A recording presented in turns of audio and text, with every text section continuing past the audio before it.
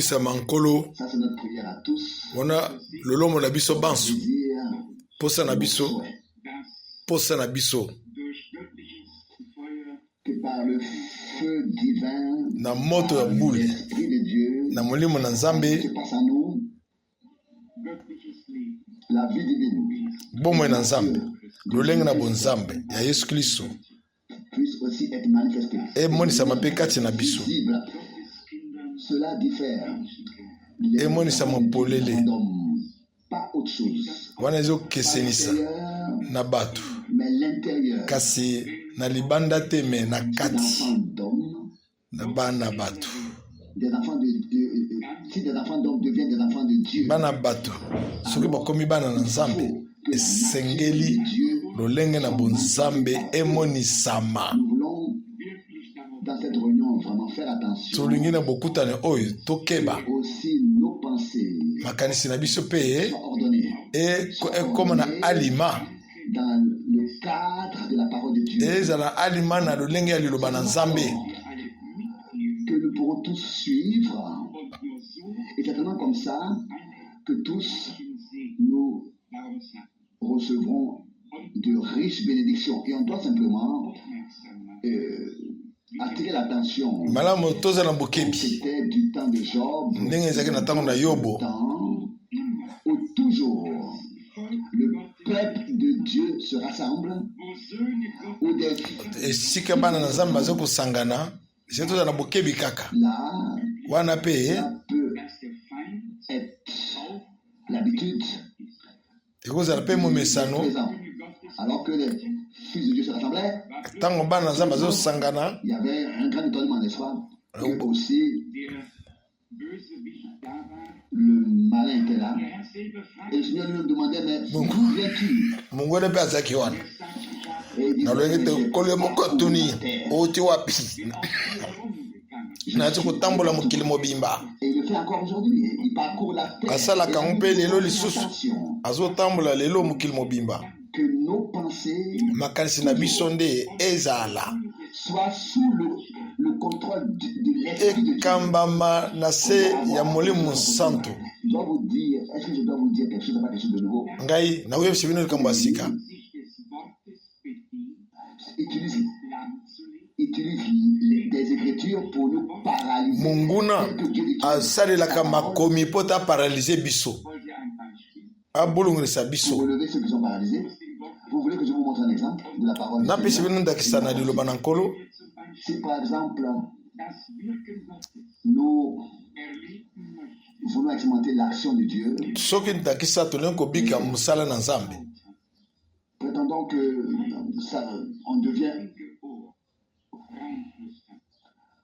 on commence à crier. tokomi koganga tokomi kosala bisala na bisalasala na biso Dieu n'était pas dans la tempête. Dieu n'était pas alors Nzambe azalaki na kati ya tempete te Vous connaissez tous boyebi makambo yango Roi 19. 1 roi 19 Il dit là-bas, alors qu'il est commenté, le Seigneur dit c'est vrai. Eli C'est vrai, il est écrit. aza kobika nkolo kuna ekomami bongo Pas dans la tempête. kasi Nzambe azalaki kati na mopepe te ya makasi Que la tempête et tout cela, le bruit, tout ça, avait été conduit par Dieu.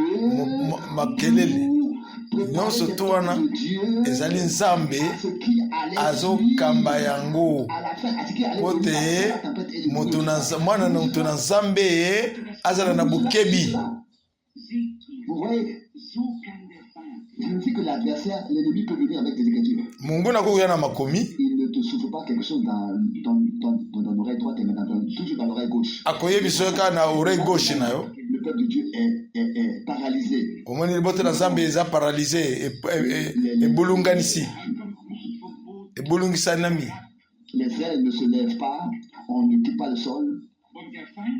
Et l'ennemi a comme toujours soki bandeko batelemi la te parole de Dieu qu'il a renversée sur la terre. kasi munguna Comment est-ce qu'il vient au Seigneur? akoyaka na liloba oyo ekomami ndenge nini nasali na nkolo Comment est-ce qu'il vient à toi? Comment ndenge nini nayaka epa na yo avec les Écritures. azoyaka na makomi Comme ça, et là, on fait attention. keba Car l'ennemi, quand il utilise la parole, ntango azosala liloba il veut nous faire tomber. azosala mpo tokweyisama Alors, il veut nous avoir. alingi nde azwa biso Dit que ces pierres deviennent du pain. loba te mabango ekoma mapa ayebi bien ke nkolo aza na nzala Il a dit, le pain. lipa N'est-ce pas? Après, c'était nécessaire pour le pain. ezalaki mpo na nkolo esengeli alia lipa C'est servi de la parole de Dieu. kasi azwi liloba na nzambe Pour nous tenter. mpo na komeka biso mpe ayaka bongo Pour nous paralyser ensuite. Et pour nous retenir. mpo na kotia biso Faisons bapiège attention dans ces jours. tokebaka na mikolo oyo Vraiment attention. tokeba solo Prenons garde que aussi nos pensées tokeba honorent Dieu. Vous pate savez, makanisi na biso mpe ekumisa nzambe je crois dans Marc chapitre 12 verset nakanisi 30. mark 12:30 Si je l'ai dans la mémoire, soki bien. naza na makanisi ya malamu Tu aimeras l'éternel ton Dieu de tout ton cœur. okokumisa nzambe na yo na motema no mobimba Je préfère lire. natanga Je vais lire ce texte. natanga teste wana Marc mark chapitre 12. chapitre 12 Marc chapitre 12. mark 12 À partir du verset 30. verset 30 Ou bien alors seulement le verset 30. Et tu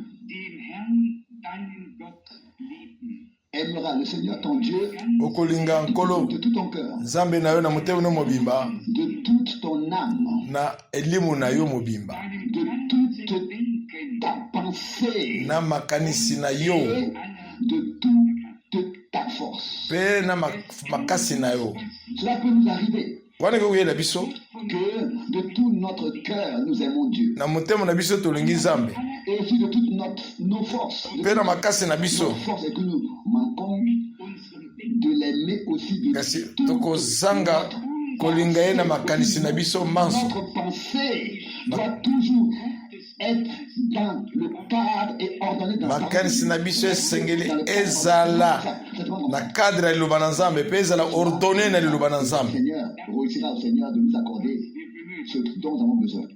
kolo matondi mpe opesi biso toza nango mposa Du texte na teste oyo Roi, le chapitre 19, roi 19 j'aimerais essayer de lire brièvement pour nalingi kotanga na lombango aussi viennent là-dessus que mpo te bosolo ebima wana mpe lisusu qui était passé auprès d'Élie et que c'était de nouveau le Seigneur qui avait produit tout ce qui s'était passé là. Le Kolo. la tempête et tout ça. nde moto asalaki nyonso so elekanaki wana babrui batampete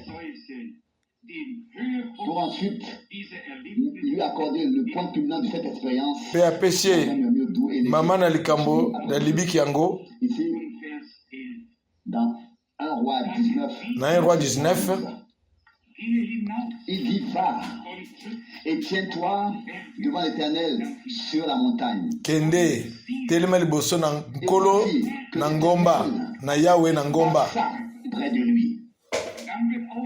Ensuite, il est énuméré ce qui s'est passé. mpe nsima alobi eloko nini elikanaki Ce qui s'est passé nini elikanaki dans cet homme de Dieu produit une préparation, l'attente, oyo nyonso to wana eza kosala na moto oyo na nzambe bobongisami bobangi limiemia oyo moto azalaki nango mposa avec Dieu la chose finale. mpo te abika na nzambe eloko ya suka Ces choses-là qui allaient devant l'Éternel et qui précédaient la chose finale, nyonso to wana ezoya liboso na makambo nyonso wana l'ont préparé pour la chose finale. ezalaki kobongisa ye Nous avons déjà expérimenté avec Dieu les choses finales. biso mpe tobiki na nzambe makambo ya suka te Que Dieu accorde kasi et pour tout ce qu'il produit déjà maintenant. Nous sommes reconnaissants de ce tozali reconnaissant na nzambe ke manso nzambe aza kosala ezobongisa biso nde Aujourd'hui, nous allons continuer lelo tozokoba avec l'enseignement, na malakisi avec une observation de la parole. Il s'agit de ce que nous savons qui est Jésus. C'était autrefois la question, et c'est aussi la question aujourd'hui. yesu ezalaki motuna ntango wana lelo mpe eza motuna Que lisusu nous voulons, pour cela, laisser la parole de Dieu nous parler na boye tokotika liloba na nzambe elobela biso depuis que Dieu a commencé à nous parler.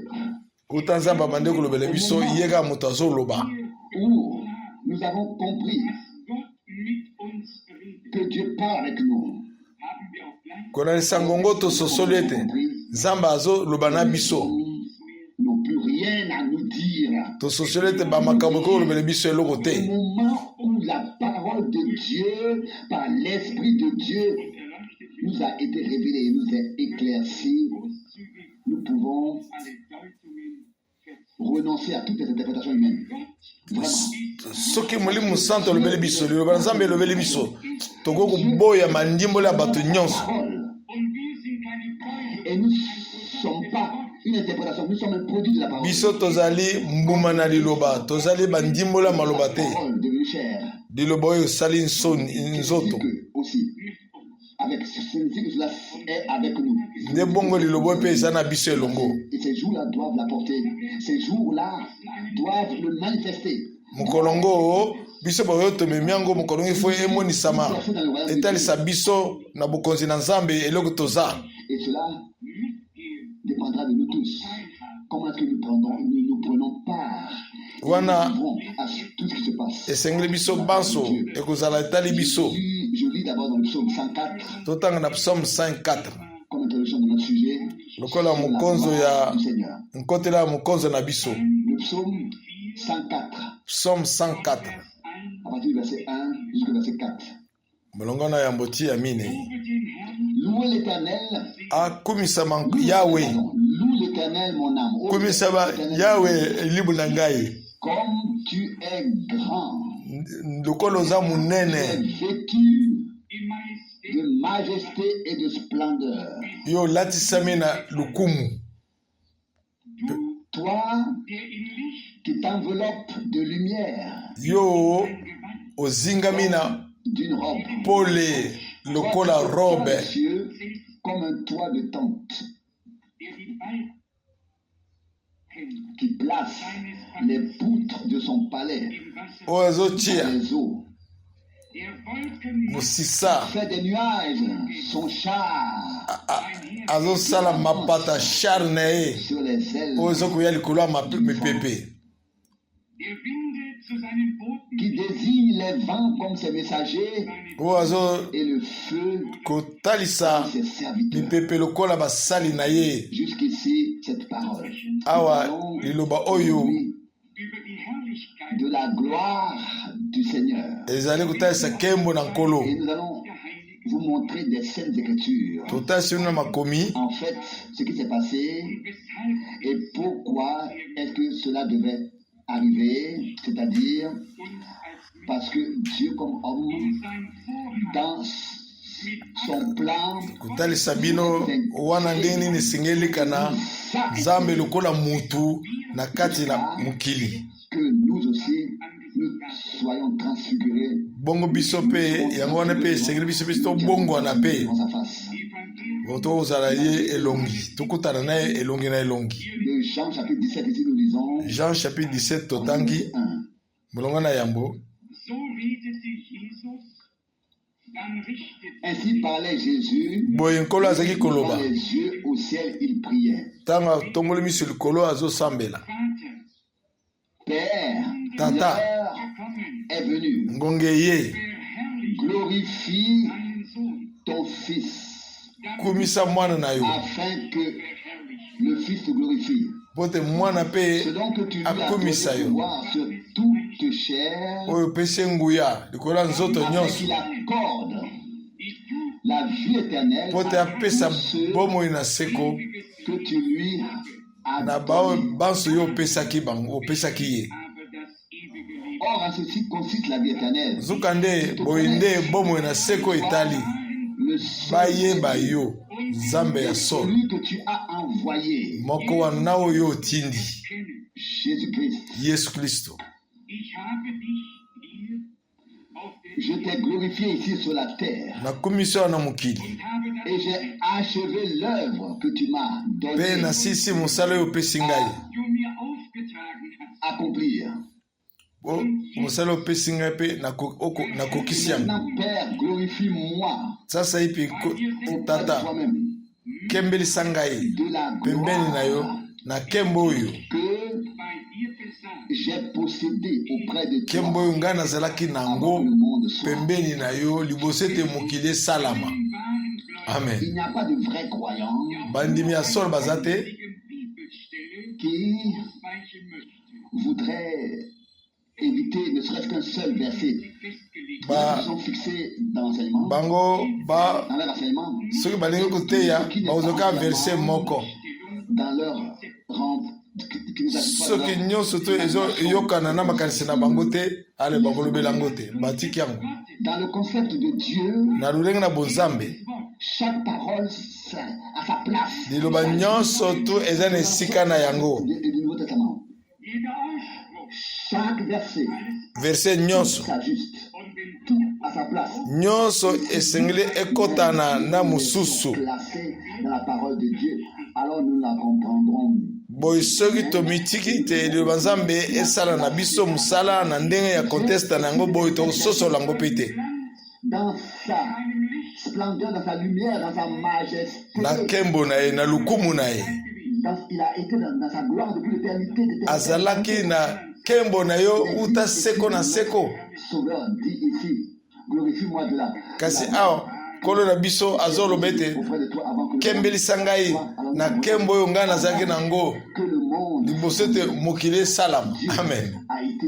Dieu existait déjà d'éternité. Nzambe azalaki na ye seko na seko. Laissons-moi aller dans Luc 2 Tika nakende na Luc 2 et ensuite nous allons aller montrer dans l'Ancien et le Nouveau Testament tokende na boyokana na kala ce que c'est que la gloire du Seigneur. oyo nini ezalaki nkembo na nkolo. Dieu déjà dans l'Ancien Testament. Nzambe uta na kondimana na kala. Luc chapitre 2. Luc 2 Luc chapitre 2 verset 9. Luc 2 9. Et voici un ange du Seigneur leur apparut. Tala ange na nkolo abimeli bango La gloire mpe nkembo du Seigneur ya nkolo resplendit emonisami autour d'eux, zingazinga na bango saisis d'une grande frayeur. epe babangaki makasi. Traitons ici d'abord ce mot gloire. Awa tozobela ntina nkombo oyo nkembo. La gloire du Seigneur resplendit autour d'eux. Nkembo na nzambe emonisami nzinga na bango. Était déjà couché dans la crèche. Zuka nde ye azalaki na kati ya crèche. Il était sorti de sa gloire. Abimaki na nkembo na ye. Avait une forme de serviteur. Alati nzoto ya mosali. A quand même apparu. Parce que le Seigneur de gloire était devenu homme. Pamba te nkolo na nkembo akomaki mutu. Est-ce que Dieu ensuite a joint les choses en Christ avec l'humanité? Ndenge nini Nzambe azosangisa De manière visible. makambo na Kristo mpe na ya mokili. Azobonisa yango polele. Luc 1 verset 14. Nani kotanga na Luc. Jean chapitre 1 Jean, verset 14. Jean chapitre 1 verset 14. Je vais seulement m'arrêter aux différents versets parce que je veux lire beaucoup d'écritures. Jean chapitre 1. Nakotanga verset ebele. Jean 1 14. La parole s'est faite chair Liloba esali nzoto. et a fait sa demeure parmi Epe nous. esali efandelo nango kati na Et biso. nous avons contemplé Mpe tomoni nkembo nango. une gloire La gloire nkembo. telle que celle que le Père a donnée au Fils Nkembo oyo engendré de lui. tata apesaki mwana oyo awuti na ye. Amen. Rempli de grâce. Ngolu ekembo etondisami na ngolu mpe na solo. Nous avons contemplé sa gloire. Tomoni nkembo na ye.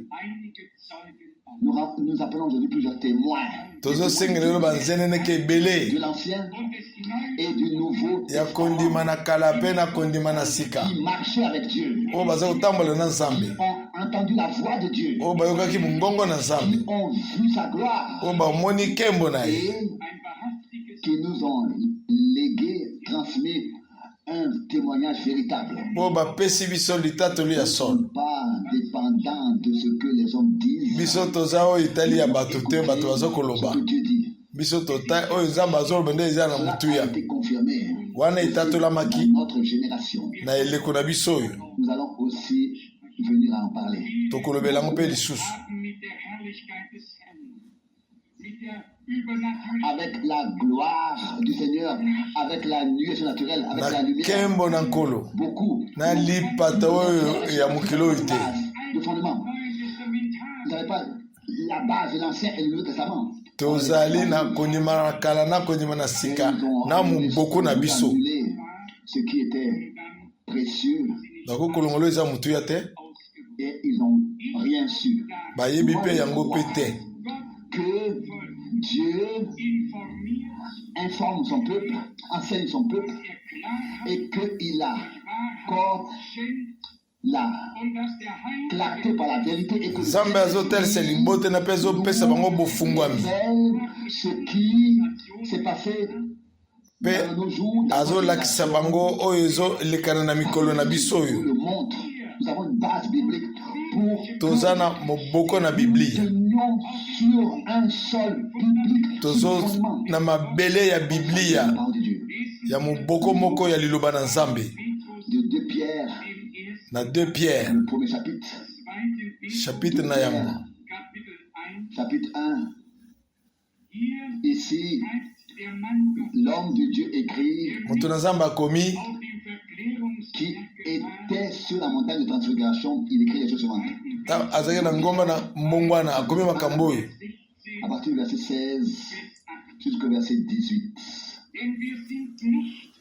En effet, nous n'avons pas suivi des fables habilement conçues biso kutu lorsque nous totali masapo na bato annonçons te la puissance ntango totalisa bino nguya na nkolo mpe bozongi na nkolo na biso yesu kristo mais kasi nous avons été les témoins tozalaki banzeneneke merveilleux. oyo bayokaki Amen. amen Nous n'avons pas seulement entendu toyoki kaka te ce que disait. ndenge babiso baza Nous koloba étions présents. tozalaki wana Nous avons vu. tomoni Mais qu'est-ce que c'est que la gloire? Ton imagination, mon imagination, non. nkembo ezalaki makanisi na oteli na ngai te Est la lumière surnaturelle. gloire ezali lumière surnaturelle C'est clair? eza polele eza mala eyokani Pour le voir et nous montrer des Saintes Écritures.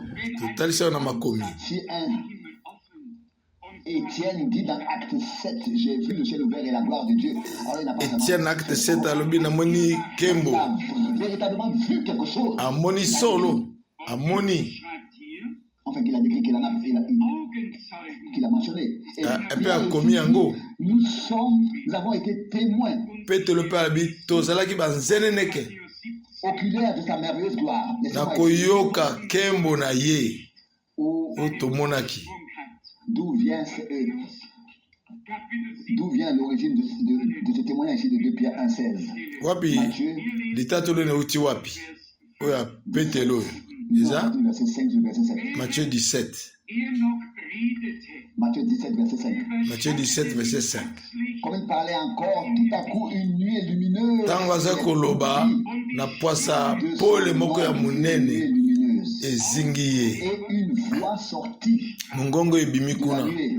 na lipate Celui-ci est mon fils, oyo oyo aza mwana na ngai ya bolingo mon affection. kati na ye natie motema na ngai mobimba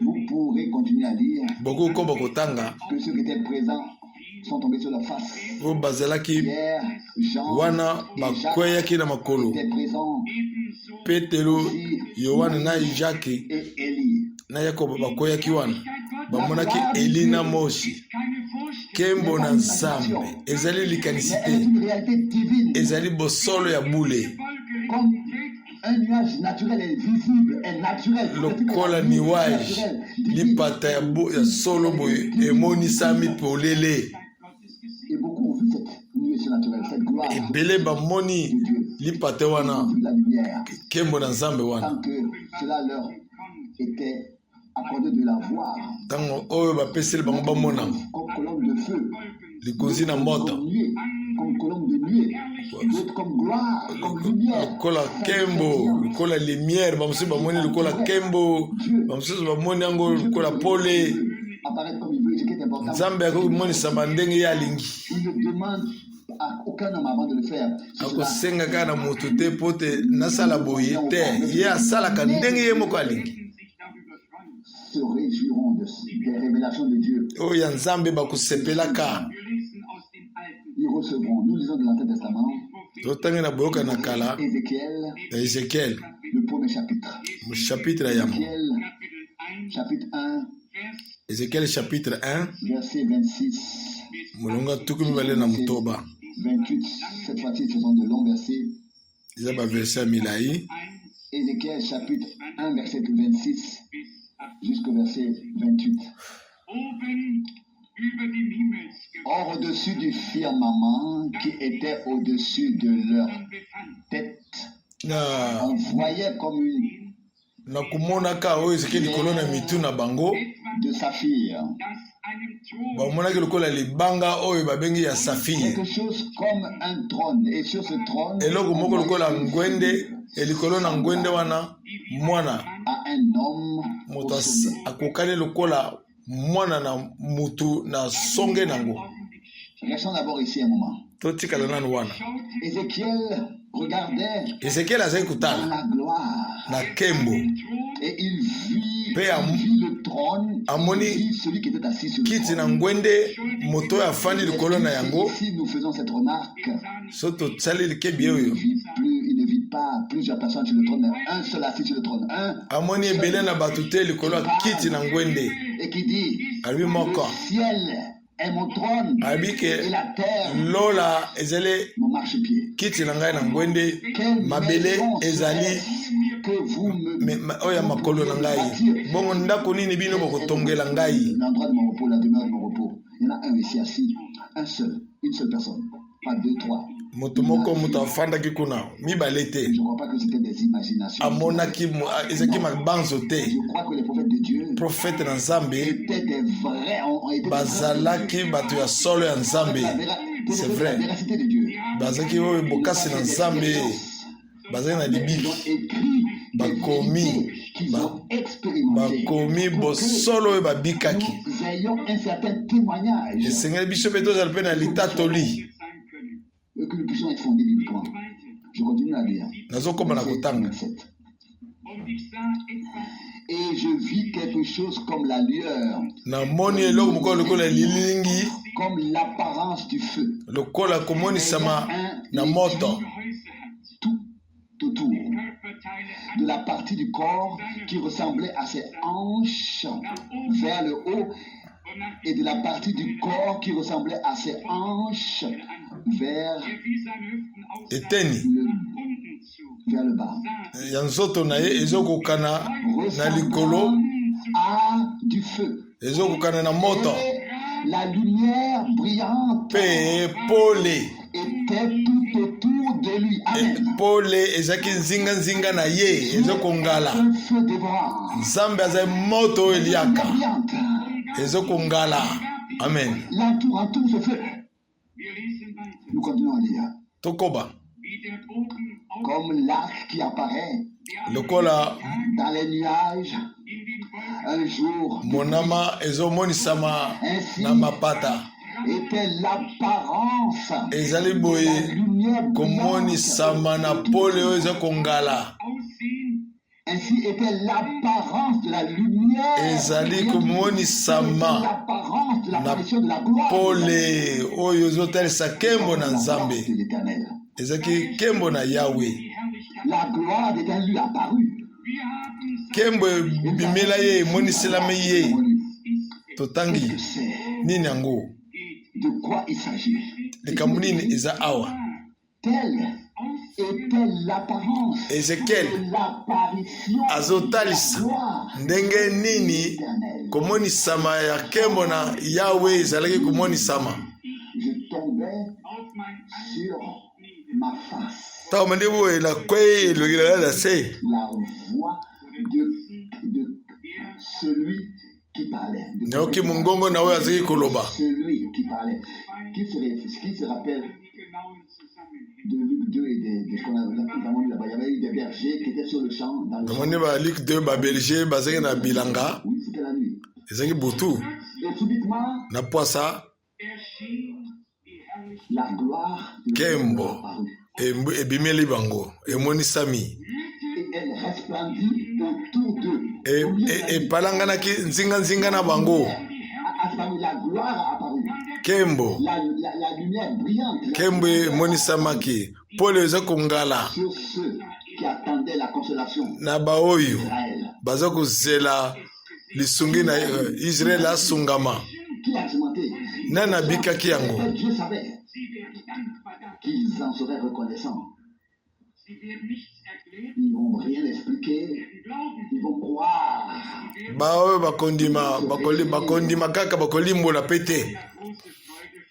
Une grande joie a été annoncée, une bonne nouvelle qui se Sango monene sakulamaki. Sango malamu. J'aimerais qu'aujourd'hui, Zane moko na lelo pe. biblique, nous puissions une fois le voir clairement. Comment est-ce que Dieu s'est réparti, s'est partagé Zamba mikaboli te. d'un domaine céleste au domaine terrestre? Na lulenge ya bumutu pe na bonzambe. Faire sortir l'humanité du domaine terrestre Abimisi. du domaine céleste. Bimisi bumutu na lulenge ya bumutu. Abimisi bonzambe na lulenge ya bonzambe. A une grande signification et un grand objectif. Ezali na ndimbola munene. Et aboutit dans l'éternité. Pe ezo suka na seko na seko. Dans toute éternité. Quelle était l'apparence de l'apparition de la gloire de l'Éternel? Ndenge kembo ya Yahweh ezalaki kumonisama. La lumière, l'Éternel dans cette lueur, dans cette majesté. Mais selon Luc chapitre 2, Selon Luc chapitre 2, la gloire kembo était descendue du haut des cieux. eutaki uta lola. Lui-même était déjà devenu. Kasi ye moko Yesu akomaki mutu. La gloire. Ata kubongo kembo esengeleza. Continuons à lire dans Ézéchiel chapitre 3. Totanga na Ezekiel chapitre 3. Je lis volontairement plusieurs écritures. Na otangi peza Nous puissions savoir makomi que ebele c'est ainsi. Ézéchiel toyeba ke ezalaki bongo. Ezekiel 3 12. verset 12. Alors la puissance de Dieu me souleva. Et j'entendis Boye na Nzambe etomboli ngai. un grand et puissant rugissement, tandis que la gloire de l'Éternel se levait de sa place. Boye na moni lisambisi. Il le Nzuka nde kembo na Nzambe etombami na esika nango. Combien peuvent se rappeler Boni bako Branham, kanisa likambo ya Branham au nord-ouest de Tucson, na nord-ouest dans USA. na Tucson na USA. Quand la tempête est passée, Tango mopepe likaki détaché la roche des falaises elongoli mabanga et les morceaux sont tombés dans les biteni vallées. ekwei na kati ya lubwaku.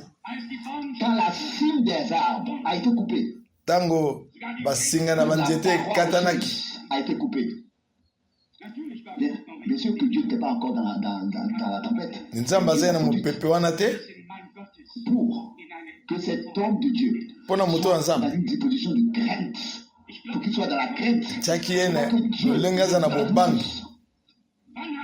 Quand est-ce que le Seigneur a parlé avec frère Branham, avec les prophètes quand?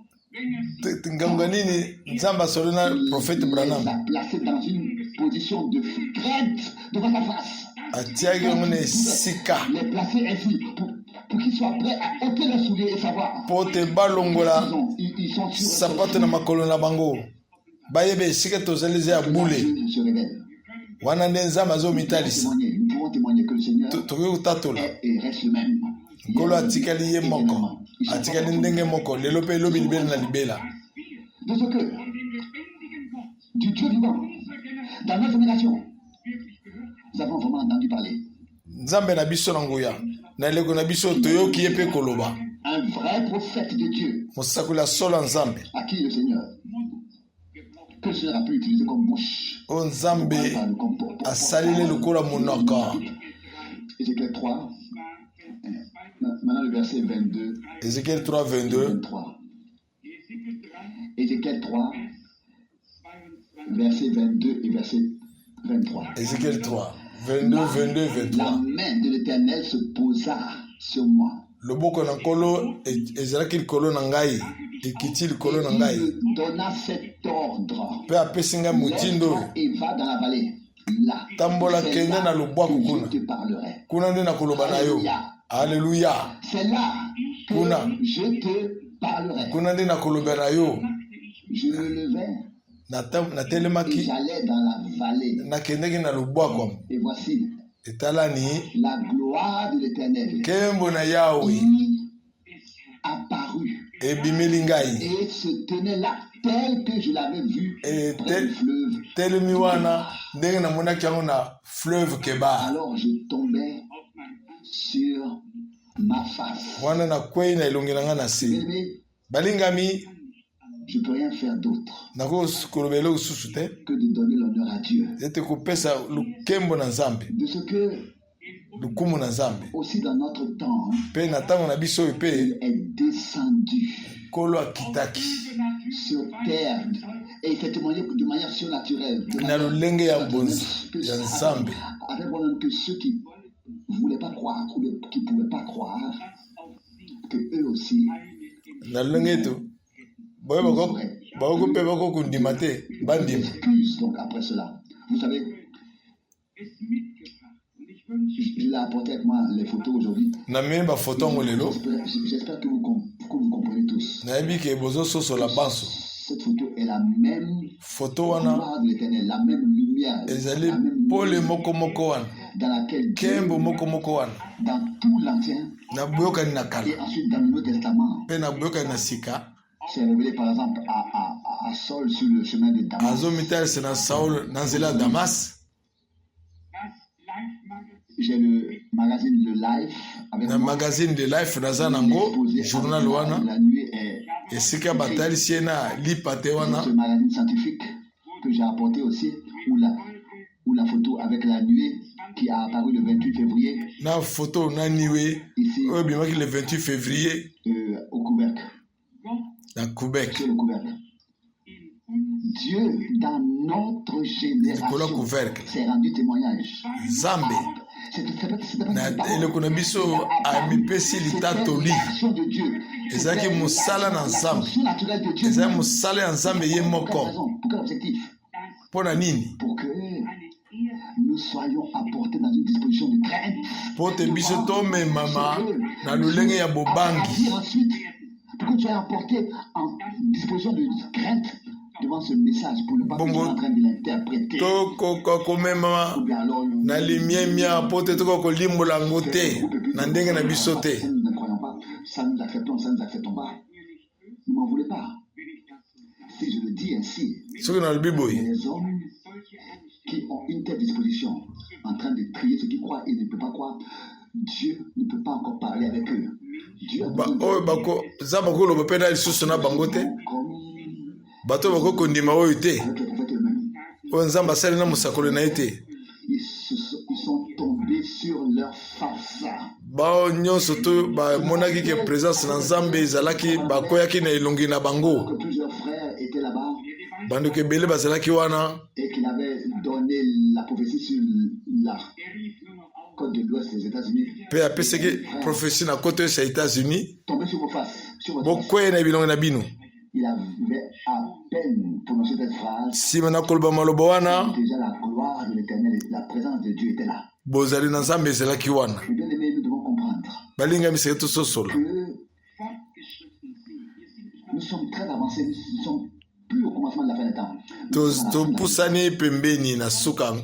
Dieu ntango exige du respect nzambe azosenga respect devant lui-même, liboso na ye devant sa parole, liboso ya liloba na ye devant tout ce qu'il fait. liboso na oyo nyonso ye aza kosala Que nous puissions croire, il veut que nous puissions le recevoir. alingi toyamba ye tondimela ye tokende liboso Ce amen message divin sango na bule oyo qu'à la fin, esengeli na suka nango quelque chose est apparu esengeli eloko moko emonisama comme résultat. Un peuple de Dieu, lokola mbanu l'église des premiers-nés. ekelesi ya bana ya yambo Maintenant, de ce dernier tour sont appelés à sortir. bana na ntango oyo babengama mpona babima À cela, à cette troupe. Comme c'est merveilleux de ce que nous avons la parole de Dieu. lokola eza kitoko ndenge toza na eloba na Il nzambe a déjà fait ici, là, etc.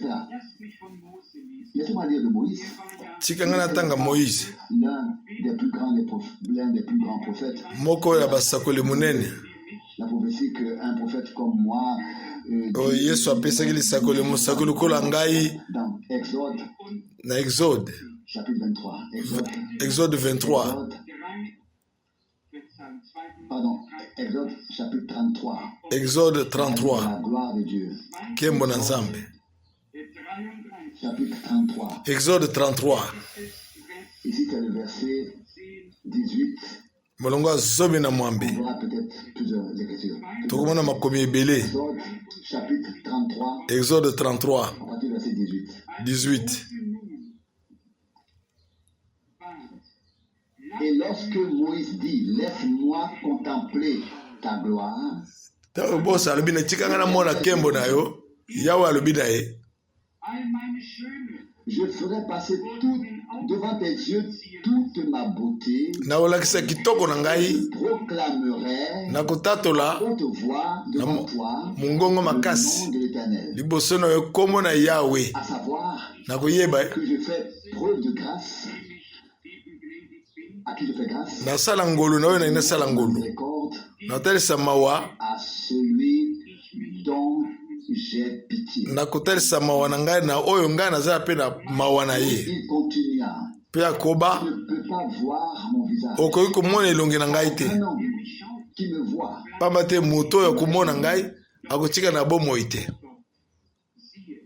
l'Éternel dit, yawe alobi na ye voici un endroit à côté de moi tala esika pembeni na ngai et tu pourras te tenir sur le rocher. okoki kotelema kona likolo ya libanga Puis quand je passerai dans ma gloire, ntango nakoleka na kembo na ngai je te mettrai dans le creux nakotia yo kati du na rocher. lidusu ya rocher La main sur toi pour mpe te nakotia loboko na ngai likolo na yo ce que je sois passé. mpo te otikino ngai nakoleka Si donc je retire ma main, tu soki nalongoli loboko na ngai me verras par derrière. okomona ngai na Tu ne nsima vas pas voir mon visage. kasi okoki komona elongi na ngai te Aussi, quelle a été la demande? Laisse-moi contempler ta gloire. tika ngai namona kembo na yo De la gloire. kembo Seigneur. ya nkolo Ça a été la prière de Moïse ici. eza lolombo na moshi Vit aussi la gloire du Seigneur. amona mpe kembo na nkolo Était enveloppé dans cette nkolo lumière. alingamaki na kati ya pole wana Lumière surnaturelle. Moïse vit cette gloire mose amonaki kembo wana à côté de lui.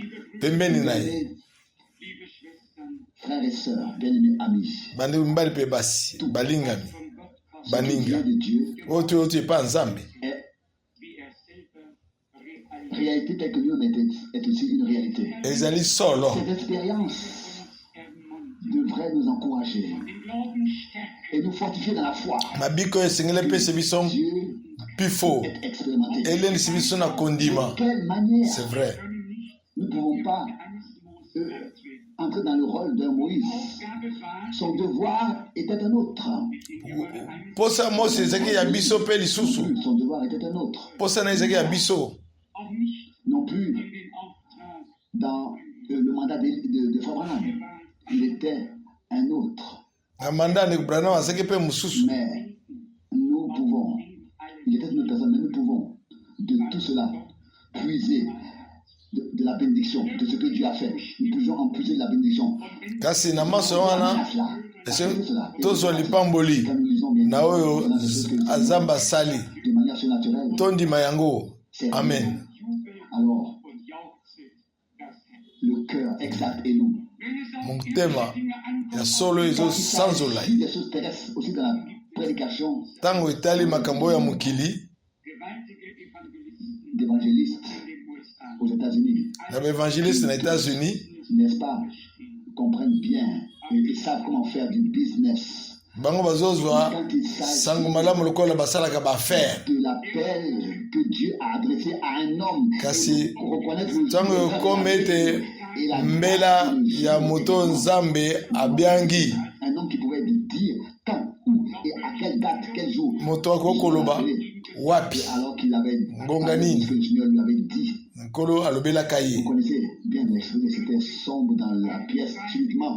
Une lumière puissante ezalaki molili a brillé dans na la pwasa pièce. pole mobimbe ebimi na sale La question wana que j'ai posée, c'est que est-ce que quelqu'un ici éclaire la pièce ici avec un appareil? bato bazomituna moto awa apelisi mwinda Voir d'où la lumière venait.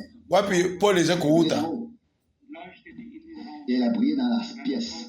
Alors il a regardé au sol atali na les mabele pieds amoni makolo de celui qui marchait dans cette lumière. amen amoni makolo na oyo aza kotambola kati ya pole yango Il lui a dit, j'ai été envoyé à toi de la présence de Dieu. natindi epai na yo na liboso na nzambe natindami epai na yo liboso ya nzambe C'est une réalité divine. oyo eza solo ya nzambe Toujours, et avec cela, lié à cela, un mandat divin, un ordre divin, un appel divin, wana un envoi divin. mpona boye fo appel divin mandat divin mbela ya bule botindami ekuta epai nzambe ye mei Est déjà confirmé en grande mesure, de plusieurs manières. wana nzambe atatoli yango na lolenge nyonso lotomo ya motindo boye Confirme chaque promesse, chaque nzambe atatolaka elakane nyonso à nous, par nous, na nzela na biso na kati na biso sincère.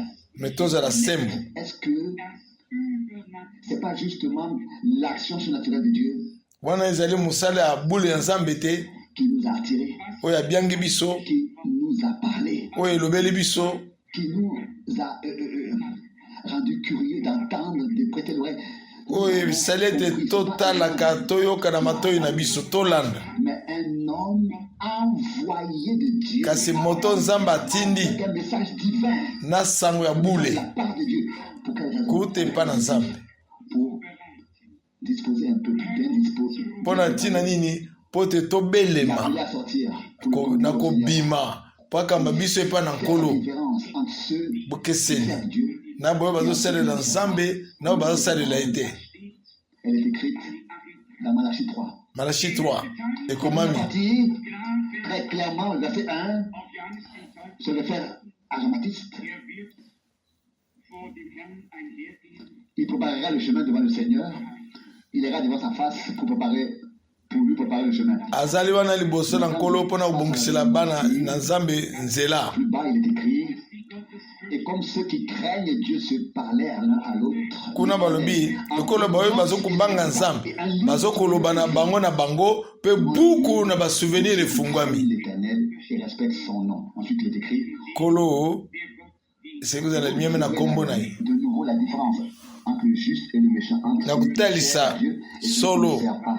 boye bokeseni na Et après cela, bayengebeni na boyo bazangi boyengebeni sachez bien, je vous envoie Élie le prophète avant boyebe malamu ete na kotinda bino eli ya mosakoli de table. liboso ya mokolo ya kanda na nga Que le Seigneur, dans une tempête, est passé à côté des frères Branham. Est-ce que cela vous étonne que le Seigneur est descendu avec sa gloire est-ce et que que de manière naturelle, ekamwisi bino kete nkolo akiti na nkembo na ye moi, ça ne m'étonne pas.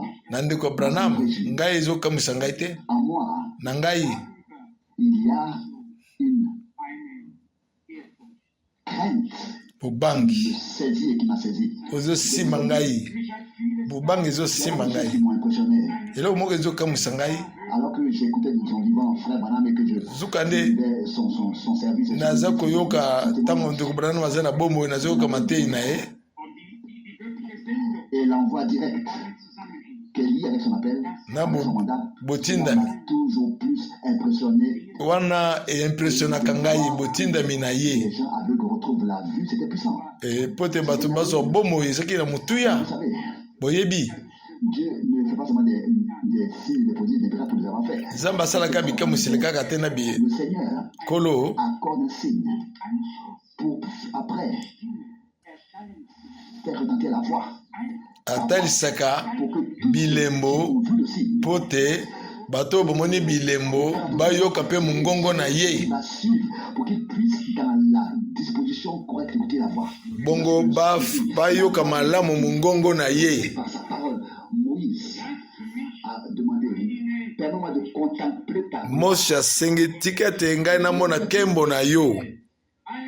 Je ferai passer devant tes yeux toute ma beauté. Nakolekisa liboso na beauté na ngai nyonso. Proclamerai à haute voix. Pe nakotatola na mongongo makasi kombo na Yawe. Si nous croyons Soki tondimi que Dieu dans sa gloire, ete nzambe na nkembo na ye amitalisi que son nom aussi nous a été fait connaître. kombo no ye mpe epesemeli biso. Abraham aurait apparu. Ndeko Branham, Quel est le nom dans lequel Dieu, dans le Nouveau Testament, s'est révélé? kombo nini nzambe Alors, azokomitalisa na bokoyokani na sika. particulier dans le message, non. Le Seigneur a fait aussi connaître son nom. Kolo mpe atalisi mpe kombo na ye. Clamerait à haute voix devant toi. Tokotatola kombo na ye na mongongo makasi. Le nom de la nouvelle alliance. Kombo ya boyokani na sika. Frère Branham s'est fait des ennemis. Mpona bongo ndeko Branham akomaki na banguna. Élevé la divinité de Jésus-Christ. Atomboli bonzambe ya Kristo. Le baptême au nom de Jésus-Christ. Apesi pole libatisi na kombo na Yesu Kristo. Nous savons que tu es un homme de Dieu. Toyebi kazaki moto na nzambe. Ces choses-là, laisse ces choses. Balobi ne toyebi koza moto na nzambe kasi tika makambo wana. Ce qui n'est pas de Dieu, ça, nous pouvons le laisser. Oyo ya nzambe te wana tokoki kotika. Qui vient de Dieu. Oyo kauti epa nzambe. C'est ce que nous avons juste entendu.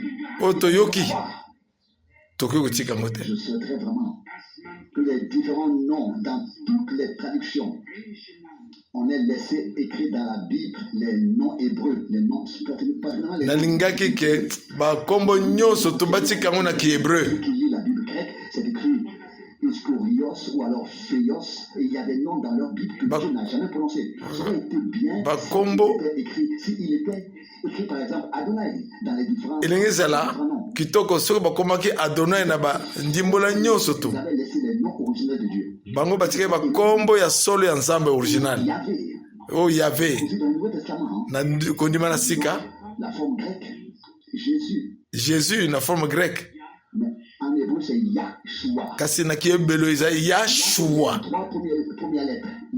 Ya J-A-H. J-A-H. Yahvé. Yahvé Yahvé. Yahvé Sauveur. mon sauveur. Aujourd'hui, nous disons Jésus. Jésus non Ça aurait été mieux. elingi ezala malamu so tobengi Yashua Et sauveur. aza mobikisi ya Et celui Yahweh, que nous connaissons comme sauveur. Jésus. En fait, Jésus, c'est Yahvé. Yesu aza Yahvé. En fait, ici, la souveraineté de Dieu a pris soin de tout. Dieu n'a pas tenu compte de notre ignorance et celle des traductions. kasi nzambe ataleli kozanga koyeba na biso te Qu'il est volontairement passé là-dessus pour que aleki Dieu, cela soit fait connaître pas seulement par la lecture, mais que par la révélation. wana mpe Les vérités eyebana na emoniseli na botangi te na mokanda te me nzambe amifongola na bana na ye bayeba kombo yango reçues. C'est-à-dire que c'est seulement celui-là qui le sait, celui à qui Dieu le révèle. wana oyo nzambe azosalela ye ye wana nzambe azofungolele kombo wana Il voulait la contempler et il l'a contemplé. Au verset 22, il est écrit: Puis quand je passerai dans ma gloire, ntango nakoleka na nkembo na ngai 3 verset 22 maintenant, je te mettrai dans le creux du rocher, nakotia oyo kati na lidusu ya rocher sur le rocher. Ensuite, dans le creux du rocher, Ésaïe dit, dans le creux du rocher, Esaïe alobi dans le creux du rocher taillé. Jésus le rocher du salut.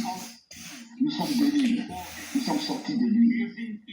nazali rocher ya salut Lui, tobimi na ye ensuite, joint en lui, baptisé en lui, lui en nous et nous en lui. batise kati na ye ye kati na biso biso kati na ye Alors si toi et moi, soki yo na ngai par la foi, na nzela kondima nous sommes venus en Christ, tokomi kati na nous Kristo sommes cachés, tobatami nous sommes réfugiés, tobombami nous sommes dans une assurance, alors nous rentrons dans le repos tozali na de bosukisami Dieu. tokoti na repos na nzambe na biso. Amen. Rien ne peut nous arriver. Elo mo oyela biso te, Que c'est Dieu nous vrai. accorde sa grâce. Nzambe akokisa ngolu na ye. Nous sommes vraiment entrés en Christ. Tokota kati ya Kristo. Je lis maintenant dans Exode, Na ntango ya Exode, Exode chapitre 34. Exode 34. C'est une parole très connue de Amen. nous tous. Exode 34. Exode 34. C'est écrit Ekomami, le verset 29. Et lorsque Moïse descendit du mont Sinaï, Exode 34, verset 29, 34 verset- de la loi était dans sa main, ntango Mose akitaki na ngomba Sinai, buku ezali na maboko na ye ya la mobeko. montagne. Moïse ne savait pas que la peau de son visage était devenue rayonnante à la Mose suite de son entretien ayebaki te ke avec nzoto na ye l'Éternel. ekomaki kongala ntango awutaki liboso na Yawe. Moïse a dû voiler son visage parce que la gloire Mose aza kozipa elongi na ye avait laissé sur sa peau. pamba te nkembo na Nzambe etikalaki na elongi na ye Rayonnante, et les Israélites ezalaki kongala. n'osaient pas le regarder. Bana Israeli balingaki komona ye te. La gloire de Dieu Nkembo na Nzambe peut se refléter sur ceux et par ceux qui ont eu la grâce de na baoyo bayebi nkombo bao bayebi ngolu na Nzambe bakoki komona yango. Et nous, enfants, et nous, Biso ndio franga bongo biso sommes-nous, toza ndenge nini. à quoi est-ce que nous devons nous attendre? Est-ce que quelque chose pour nous sera visible à voir, que nous pourrons contempler en gloire de Dieu? Oui. Ya biso ekozala polele bakomona mpe nkembo na Nzambe, Aussi visiblement la gloire de Dieu. Oui. tokoki komona mpe nkembo na Nzambe, Pas sur terre, mais là-bas. me awa na mokili te mekuna Nous la croyons. Nous croyons awa tozondima yango à ce que Dieu nous a promis. ete Nzambe alaki biso Dans ses paroles, na maloba na ye la résumé ce que aucun œil n'a vu et ce que na liloba na ye balobi l'oreille a entendu. oyo liso moko emoni te oyo litoi moko eyoki te C'est ces choses que Dieu a préparées. oyo Nzambe abongisaki. Mais la gloire de Dieu Kasi nkembo na Nzambe est une réalité. ezali solo, Elle est une lueur ezali pole majestueuse. ya nkembo na ye. Et je peux encore le répéter. Nakoki kozongela ngo Je l'ai vu une fois dans ma vie, namona ngo mbala moko na bomoi na ngai le 1er janvier 1981. le 1er janvier Je l'ai 1981 décrite. natalisaki J'ai yango exactement dit nalobi ce que boye j'ai vu, oyo ngai ce que namonaki j'ai expérimenté, ce que j'ai vécu, alors qu'avec la troupe habillée en blanc, namoni glorieuse, etoloko balati pembe a levé, enu tonetwamaki j'ai vu un peu comme une pyramide, un peu namoni lokola mongombo au milieu, un peu courbé, pas beaucoup, on pouvait le voir. on dirait togumbamaki mekoki komona yango Une lueur brillante. pole ya kozokongala. On la voit, c'est comparable avec quand la neige fraîche vient de tomber. Donc okomona yango lokola ntango neige ezouta kokweya. Sa force sur la neige qui vient de tomber. Et que vous regardez sur la neige, alors c'est comme si elle scintille. C'est comme si elle scintille pendant que le soleil brille. Ntango okomona lokola neige ezokweya, on dirait neige ezokongala. C'était encore plus puissant et plus fort et multiple.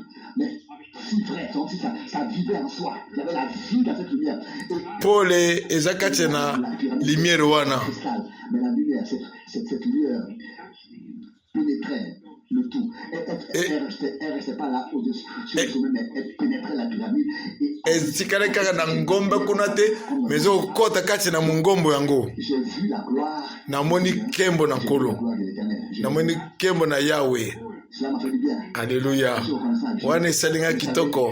Naza reconnaissant na Nzambe. Comme j'ai été déçu de me retrouver dans mon corps ici sur la terre. Ndenge nakaki mawata na mimoi lisusu na mokili oyo. L'une des plus grandes déceptions de ma vie. Mais oyo déception moko na bomoi na ngai yango wana. Comme le plus pauvre, misérable de ces esclaves serviteurs. Ndenge mobola mosali lokola nga boye wana epesaki mwa consolation ezalaki mpenza lisungi mpo na nga monene namoni yambo kunetwama changement des corps. mbongwana ya nzoto na Je biso sais que je prendrai part à l'enlèvement. nayebaki ke nakokizala wana Prétendait que l'enlèvement est déjà eu lieu. o satana kanisaki ke azokoloba enlèvement si esalami enlèvement nano esalami te Alors il s'est fâché. o nasilikaki ntango nalobaki na ebongo Qu'est-ce que tu penses de toi? Tu te prends pour qui? yo memwana lokola nani Ça dit très brièvement et rapide. Je pense de moi-même d'être enlevé. Alléluia. amen na banzi na ngai moko ke nakunetwama Ça, je ne dis pas par orgueil. nazolobi yango na lofundu te Dieu nous l'a promis. pate nzambe alaki biso yango Nous l'a montré et parce que nous croyons, nous en parlons. mpo tondimi yango nde tozolobela yango amen Quand nous parlons de la nuée et de la colonne de feu, tant tozoloba ntina nie ntina colonne de feu et vous verrez combien de versets bibliques viendront encore. bokomona baverset biblique ndenge nini ekoya Mais alors peut-être 2 ou 3 que nous pourrions lire maintenant. totanga mibale misato Exode, le chapitre d'Exode, le chapitre 40. Exode Ici, nous lisons 40 Exode chapitre 40, le verset 34. Exode 40 verset 34 Lorsque Moïse eut ainsi achevé toute l'œuvre, ntango moshe asilisaki mosala nyonso prit la tente de révélation et la gloire de l'Éternel remplit la demeure. nkembo na nzambe etondaki esika afandaki De la gloire à la nuée, s'il vous plaît, bandeko s'il vous plaît. nabondeli bino À chaque mot, à chaque parole, chaque à liloba chaque expression, à chaque na expression. ndimbola nango to respecte yango Vous suivre dans ces versets que nous allons lire. C'est très très important. ekozala motu ya bolanda na version tokotanga Une fois. Lorsque Moïse, ntango moshe je relis, eut ainsi achevé toute l'œuvre, asilisi mosala nyonso couvrit lipata la tente de révélation. ezipaki Et ema ya bofungwami gloire de l'Éternel remplit mpe nkembo na yawe etondisaki efandeli nyonso wana ne put entrer dans la tente de révélation. oyo akokota na ema ya bofungwami La nuée s'était posée sur elle ntango et lipate la gloire de l'Éternel ekitaki likolo na yango remplissait la bongo nkembo na nzambe etondamaki na kati ya ndako yango la lueur, la majesté. bonzambe ezalaki wana Entrez. Je vais continuer à lire. Le verset 36. Chaque fois que la nuée ntango iso s'élevait de la demeure, lipata eza les kotombama enfants d'Israël partaient eza kotombama bana israele baza de kokende leur marche. bamonaki yango na etamboli na bango nyonso Ne se levait pas, soki azwi kotombama te ne partait pas. bakokende te Le jour où elle se levait. tikino mokolo yango ekotelema Un jour, la nuée de l'Éternel était au-dessus de la na mokolo na moi boye yango ezalaki likolo était éclairée car elle était remplie. na La butu lumière du feu visible. ezelaki kongengisa pole ya moto ezokongisa banda nyonso ya bana israele na butu Le jour, une colonne de nuée. na Dans la nuit, mokolo une colonne de feu. Est-ce que vous comprenez cela? ezalaki lipa te na butu ezalaki likonzi na moto Écrire cela de manière claire, il a ordonné les choses, classé les choses. nzambe atalisi biloko ne polele Pour nous, que même un insensé ne peut pas s'égarer. ata moto aliboma akokobunga te À parler de la nuée et de la colonne de feu. ndenge ndeko banana atatoli nie na colonne de Vous feu avez déjà entendu dire concernant les 7 couleurs qui sont dans l'arc-en-ciel. Et que la couleur du feu, balangi sambo oyo eza na kati ya arc-en-ciel dans ces 7 couleurs, combien de fois il a exactement décrit atalisi ce qu'il a vu. oyo amonaki Et c'était qu'une nuée. Si c'était qu'une nuée, il a décrit comme une nuée. Mais si cette nuée soki ezalaki nie mbele alobi ekola nie était de feu, il a dit aussi. mais soki ezalaki moto mbele alobi yango Il relevait tout à l'heure. Dieu le Seigneur Kolo Nzambe se révéler amitalisi s'il veut. ndenga milingi Il ne demandera pas la permission d'abord akosenga permission na moto te de ce qu'il s'est révélé. na lolenge ya komimonisa te. Moïse Moshe autrefois, a pu expérimenter cela, voir cela. abikaki yango. Est-ce que le Seigneur a laissé des enfants Branham tel que à Moïse il a été donné 2 signes. A Moshe bapesi bilembo mibale 2 signes seront donnés. na yo pe Branham ozala pe bilembo mibale kopesemela Le yo. premier signe, ils croiront le 2e. Soki bandimi ya yambo te bakondimela oyo ya mibale. Avec aussi ces signes pour que Israël puisse croire que Dieu les avait envoyés à eux. Israel pandimi ete Il avait Nzambe envoyé à eux. atindelaki bango ye. Beaucoup croient que Dieu a béni frère Branham. Mais Be- je crois. bebele bazondima Nzambe apabili ete ku Branham Non. asaki C'est moto d'avance par Dieu. Promis, un prophète promis dans la moto Nzambe alakaki yambo musakolo Nzambe asakoli na Les Biblia gens doivent avouer cela. bato esengeli batatola yango. L'humiliation vient sur eux. Ils sont obligés à croire ensuite ce que l'homme de Dieu a dit au nom de Biso Dieu. tosukisami na kondima oyo moto na Nzambe alobi Ils refusent d'accepter cette pensée. Mais un jour, oyo bazoboya kondimela on va yango. rencontrer cette réalité. Kasi mokolo mosusu tokota na bosolo wana Aussi, aucun des grands prédicateurs moko te sera en dehors de ce que Dieu a fait, à côté de ce que Dieu a fait dans notre temps. na motei munene akoleka libanda na oyo Nzambe asali lelo. On rend compte, tous ces grands évangélistes, desquels aucun homme n'aurait appris s'il n'y avait pas eu connu, s'il n'y avait pas eu un frère Branham. Tous, Bango nyonso tu moto lokola frère Branham aza te réalité divine. Et la mettre et se tenir devant. ezali solo ifo kotiango liboso na makambo manso. Qu'est-ce que vous avez fait avec ce que je vous ai donné? Bosali nini na oyo ngai napesi bino De côté cet homme que je vous ai envoyé avec un message. botie pembeni moto ngai natinde bino na sango na ye Vous vous êtes fait voir, vous êtes bomimonisi vous avez fait votre business. bino bana na Nzambe bokomi kosala baafere na bino. Vous n'avez pas guéri la blessure de mon peuple.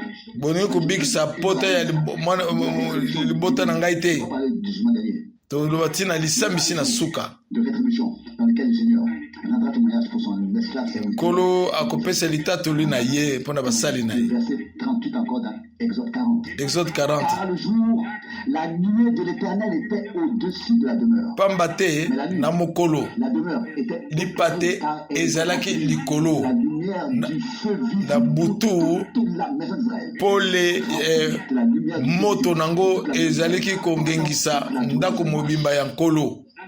Et que ça n'est pas merveilleux. Yona kitoko te Pas seulement sur le prophète, bobeli lekolo ya profete te visible pour tout le peuple d'Israël. ezalaki komonisama mpo na libota na bana Israele. Dans la prière prophétique de Zacharie, Na prière prophétique ya Zakari 77, afin de donner à son peuple la connaissance du salut, na ntina te apesa libota na boyebi ya lobiko afin de donner à son peuple la connaissance mpo na du salut, kopesa libota na boyebi ya lobiko. une lumière pour éliminer les nations, Apesi pole mpo na kongengisa mabota de tous les peuples et les nations, bato ya mabota manso biangi bango mpo babima ramener à Dieu, kozongisa bango na Nzambe pas un enseignement, na ma vraiment, qui puisse venir au Seigneur. C'est à eux qui baye sera révélé na nkolo ce qui s'est passé dans notre temps. ne ba wana nde bakofongolela bango oyo ezolekana na ntango na biso Dieu et l'œuvre de Dieu. mosala na Nzambe Bibliquement. na Parce que liloba na Nzambe ils se sont laissés par Dieu. bamitiki na Nzambe. Je lis encore de nombre. Na kotanga na Nombre chapitre 20. Nombre chapitre 20, Nombre 20 verset 6.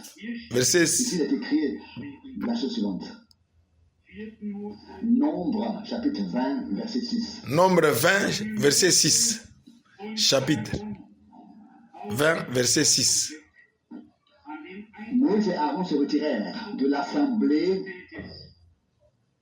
jusqu'à l'entrée de la tente de révélation. Et Mose alongwaki na lisanga tikeno na tente d'assignation. là, la gloire de l'Éternel leur apparut. Wana kembo na Nzambe ebimeli bango.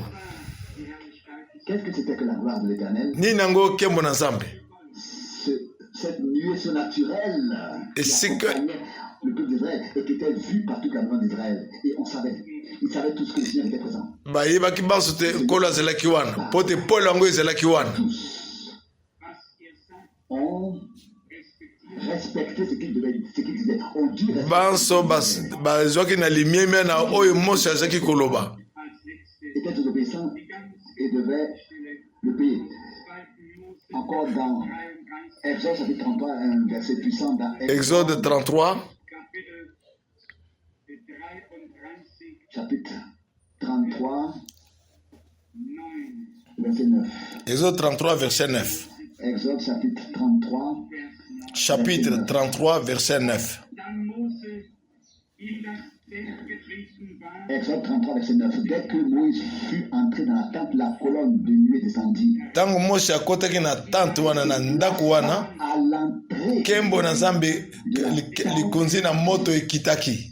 pendant que l'Éternel parlait Tango Mose, à Moïse. tango Yawe azosolola na Mose, L'Éternel parlait à Moïse. tango Yawe azosolola na Mose, Parole de la gloire. tozoloba na ntina kembo na Yawe, De la nuée surnaturelle. tozoloba ntina lipate ya La likolo lueur de la majesté.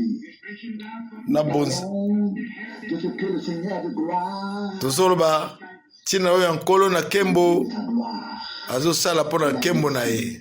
sa gloire, et est devenu homme. Kembo na ye ekomi mutu, Était dans une crèche. bazingi yango na kati ya crèche. Cela est et reste le plus grand miracle. Mpo na ngai etikali likambo esili ya munene. Amen. Nous avons pu entendre parler de ce que le Seigneur de gloire a pensé ainsi à nous. Nkolo na kembo Point akanisi biso laisser boye, rester sa gloire, son immortalité et d'être prouvé entièrement conforme d'homme donc atiki dans son corps de chair. seko na ye aye na nzoto Avons péché dans ce corps de chair, nous racheter. mpo na masumu na biso na nzoto oyo asikoli biso na lulenge ya bosolo. Amen. Pour ta rédemption et ma rédemption. Mpo na lisikoli na yo na ya ngai Ça est mon rachat. Complètement à la fin. Nous aussi, nous biso sommes mpe glorifiés. na suka Nzambe On vient encore à parler de ça. akokembelisa biso. Encore beaucoup d'écritures. Amen. Nous aussi Makomi mpe eza ebele, serons glorifiés. biso mpe Nzambe akokembelisa biso, Et nous serons semblables à lui. tokokokana na ye Tel qu'il est devenu semblable à nous, ndenge ye akomi ndenge moko na biso. nous lui serons semblables. Biso mpe tokozala mpe lokola ye, lokola akomaki akokani na biso na nzoto, biso tokokana na ye na molimo. Amen. Deuxième miracle est encore plus difficile à croire pour nous que le premier, n'est-ce pas, que Dieu le Seigneur Miracle ya solo laissait sa majesté et soit devenu homme. kamuseli ya liboso ke Nzambe akomi mutu. Nous, créatures misérables, Biso bikelamu ya mawa, des minables, bato ya pasi, nous, biso être semblable au Seigneur. kokokana na nkolo Cela nous humilie et nous rend wana ezokokitisa biso mpenza, laquelle nous avons été prises. ezonse biso na putulo epai ya bazwaki biso Car nous pouvons croire mpo tokokondima. que cela va se passer. Et Jean l'a dit, Jean alobaki ça n'a yango pas encore été manifesté. wana nani emonisami te, Nous serons. ntango yango ekomonisama, Cela sera manifesté. ntango yango ekomonisama Lui seront semblables. tokokokana na ye. Amen. Nous aussi, nous verrons la gloire du Biso mpe tokomona nkembo na nkolo. Voyez, vous que le Dieu fidèle, le Seigneur fidèle, Tika te Nzambe ya sembo na eleko na biso s'est oyo révélé de cette manière à frère Branham, comme il s'est révélé à Moïse. ese amitalisi na ndeko Branham ndenge amitalisi epa Moïse. C'est vrai. Cette lumière est venue dans les réunions, alors que frère Branham, Polo eyeni ya bokutani, avec les malades, tous les malades. Nzambe frère Branham azobondela mpo na bato ya bokono. Comment est-ce que dans le film, il fait un pas en arrière et dit, maintenant je vois comment est-ce que cette lumière sur cette femme pour laquelle je viens de prier. Omoni na filme azozongisa L'Esprit de Dieu là-bas. lokolo na nsima alobi ke namoni molimo santo awa. Il a vraiment vu, frère et soeur. Ça, je le crois de tout mon wana na ndimi na motema na ngai mobimba pe na motema na ngai bozali na Nzambe ezalaki wana biso pe toza na ngolo pe ya kozela. Amen. Epai mibalo misato basangani na kombo na ngai naza kati na bango nalingi te na poko nyonso epesama na moko na biso. Amen.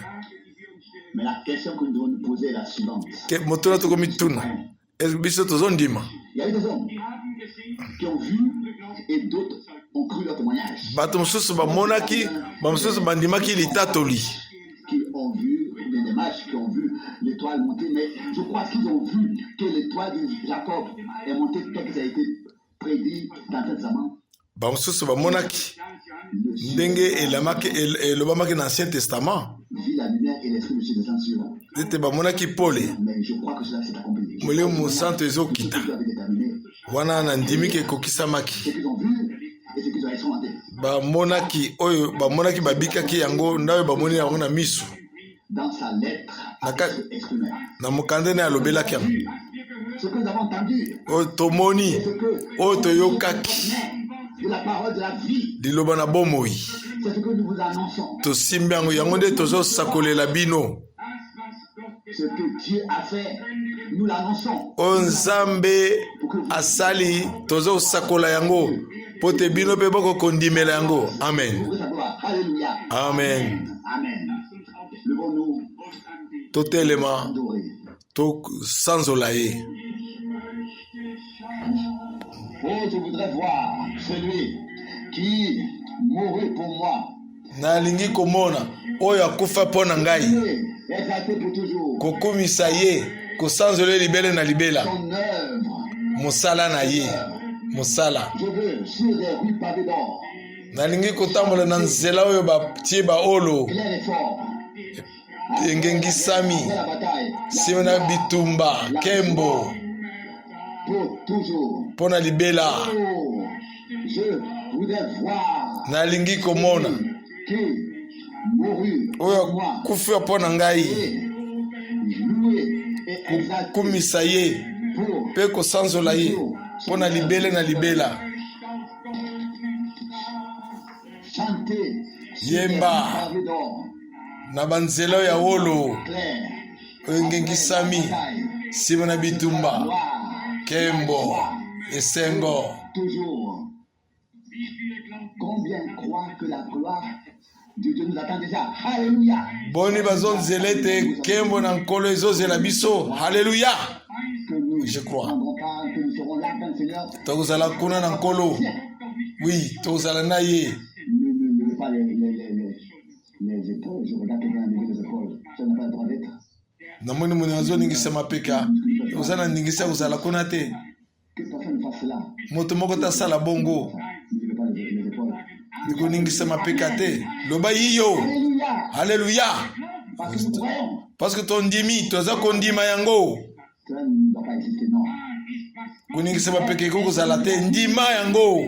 Nous ne sommes pas ce que le péché a fait de nous. Nous sommes ce que Dieu a fait. Tozali oyo lisumu sali biso te, mais tozali oyo Nzambe sali biso na makila na ye. Amen. Nous sommes enfants de Dieu. Toza bana na Nzambe. Gloire à Dieu. Kembo na Nzambe. Celui qui regarde à lui-même, il peut déjà lever les épaules. Je n'ai jamais vu cela depuis longtemps. Na namona ngote kasi namona mondimela ngai. Vous savez comment est-ce que nous pouvons apprécier Dieu par l'incrédulité? Si nous ne pouvons pas admettre ce qui, ou bien estimer vrai ce qu'il a fait pour nous en Christ, soki tokoki kondima te oyo Nzambe asali biso kati na Kristo nous l'attristons beaucoup. tozokoyokisa mawa Ne voyez pas que je suis. Alors, bozondima te oyo ngai naza péché. pitié Mais parce que nous croyons tondimi est le je suis, qu'il est le je suis, kazali oyo aza qu'il est le je suis, azali oyo aza que nous ne sommes pas morts dans le péché. ke tokufa na masumu na biso te Notre condamnation, nos fautes, kokweyisama na biso nos transgressions mabunga na biso tombées sur lui. bubuki na mibeku Que nous ayons la paix. ekweye likolo na ye po te biso tozwa kimia. Amen. Cela, alors si nous sommes guéris, alors nous sommes en bonne santé. Soki tobiki toza santé kolongono. Amen. Qui dit que je suis guéri, Uta na biki. alors que la personne est guérie. Ke moto abiki sami. Tobiki sami. A envoyé sa parole. Kola tindi liloba na ye. Guéri. Pote ebikisa. Dans la nourriture, il n'y a pas la mort dans la nourriture. Il y a Na kati ya bilia liwa eza te kuna bomo inde eza. Elle n'est pas allée chercher, elle n'a pas été, elle n'est pas venue des disciples du prophète, mais du haut des cieux, la parole de Dieu a été. Eye kuta basako eute pa nzambe. Pas des disciples Na ba yekoli te. qui voulaient être quelque chose, mais de quelqu'un qui était O balingai kozala eloko songolo. le prophète pour les nations et déterminé ainsi. Et que ça n'est pas merveilleux. J'entends encore quelques cœurs. Toyemba lembo mususu. Ça n'a pas toujours été comme ça à haute voix, ça peut être aussi de tout son cœur. Oko koyemba na mungongo pe makasi te koyemba pe na mutema na yo mobimba. Une joie profonde, intime. Mais chez les uns, ça s'exprime comme ça, chez les autres, peut-être un peu différent. Mais nous respectons chacun. Mais que ce qui est important, c'est que nous touchons par la croix, par la foi. Oyo mutu ya tondima yango. Ce qu'il a fait pour nous. Oyo aseli pona biso. Seigneur Kolo de gloire, ya kembo. Dieu de toute grâce et de toute Zambe Dieu d'Abraham, na ngolo nyonso. d'Isaac, Ndemba ya Abraham na Isaac na Yakob. Dieu de Moïse, Dieu d'Élie, Zambe ya Moshi, Zambe ya Eli, tous les prophètes, ya basakoli nyonso.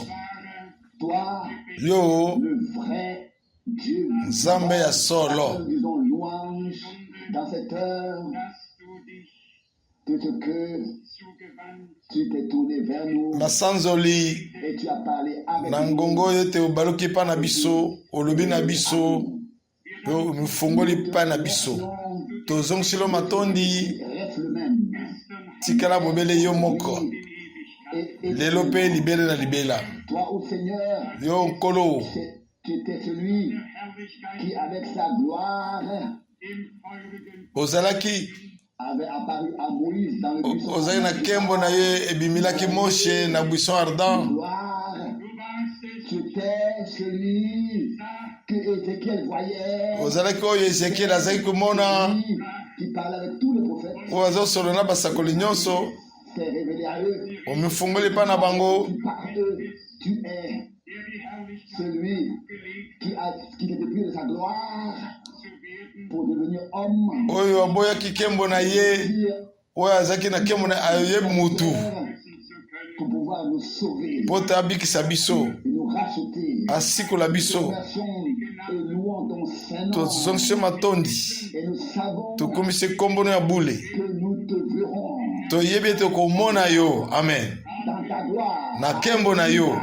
Alléluia. De Dieu, le roi des rois, Kumu na bankumu, Seigneur des seigneurs, kolo na bankolo, nous t'adorons. tosanzoli yo. Donnons à toi seul l'honneur. Kepano ya lukumu, Sauveur fidèle, mobikisi ya sembo, accorde-nous la crainte, pesa biso bobangi. le respect devant ta Amen. Na limieme liboso ya liloba na yo. parole, devant ce que tu dis, ô Seigneur, Oyo te ozolobela biso nkolo. dans notre cœur, Tika liloba nyonso efanda kati na mitema na pour biso. vivre ensuite Tobika yango pe, en pratique. tosalela yango pe. Selon ta parole, pour que nous soyons des gens qui mettent ta parole en pratique. Tozala bato bazotia liloba no na misala. Bénis tous ceux qui voulaient venir et qui n'ont pas pu venir.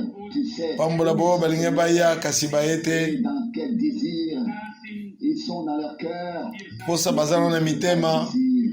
Nous te demandons Tosengi yo. de savoir ton chemin avec nous. Posala nzela na biso.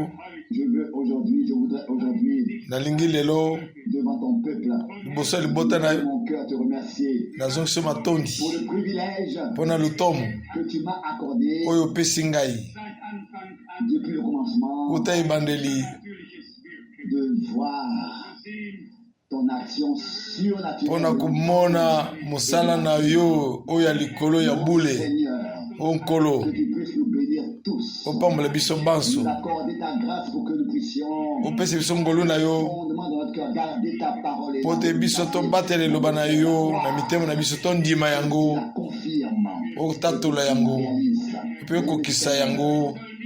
Que personne parmi nous reste moko te kati na biso encore faible dans la foi, atikala akoma na botao na kondima paralysés, qui traînent derrière, comme dans le peuple d'Israël, dans le naturel, que ici dans le spirituel, awa ils traînent derrière. moto te azala na nsima Guéris en bonne santé. biso nyonso tozala guéri tozala en bonne santé ekolo Marcher. mpona kolia bile na yo Nous te remercions, Seigneur. kotambola na yo tozosema tondi mpo na bongo nkolo na liloba no efungami La nourriture spirituelle bile ya molimo nos âmes. oyo ezolesa mitema na biso Ce matin, liloba no na ntongo na lelo tozongisilo matondi na motema na biso mobimba sois avec nous tous zala na biso banso nkolo dans le nom de Jésus. na nkombo na yesu kristo amen.